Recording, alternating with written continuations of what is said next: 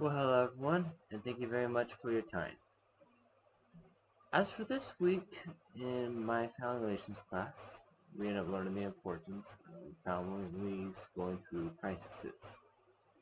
What I thought was really interesting is learning that in the Chinese language, that a crisis often is spelled using the words danger and opportunity.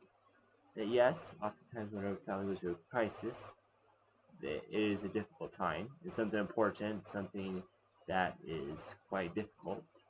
But if they can go through it, oftentimes they become stronger for it. Sometimes weaker, but many times stronger. Isaiah in the scriptures often talked about the furnace of afflictions that we have to go through it in order to become, well, as we learn through the scriptures, more Christ-like. It is often how life works, through stress. Even our muscles have to go under stress so they're actually able to become stronger and more able. If we were not under gravity, if we were under zero stress, then our muscles, like astronauts, would become extraordinarily weak, unable even to walk. So while it is important, we can still very much fall under. There's a thing of unable to lift a certain type of weight. What I thought was interesting about learning in our class is that, well, many families can go through many different types of stress, some more difficult than others. The stress of losing a family member to death, to death or disease, is far more significant than, for example, that same family member possibly getting in trouble with the law. Both are quite terrible, but one most likely will impact the family more than the other. And that, everyone acts differently to different situations. But the main idea is that if a family oftentimes has too many crises or too many difficulties going on at the same time, they can start even bumping even more and more significantly under stress.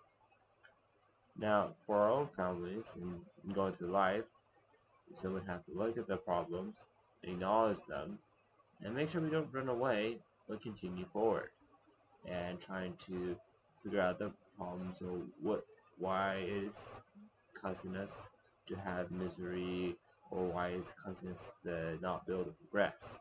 I just have to keep chipping away at the problem one step at a time. Otherwise, the problems oftentimes they don't really go away.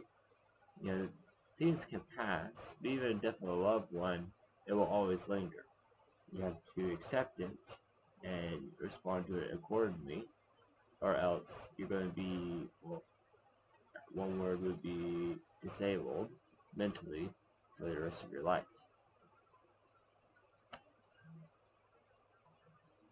In the class that I thought was interesting is that there's not always good explanations how to get through them, so that you kind of have to just learn.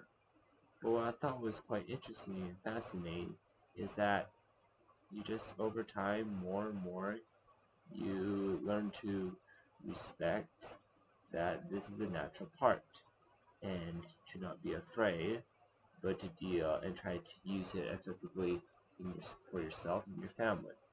While many people will either run away or find incorrect solutions to it.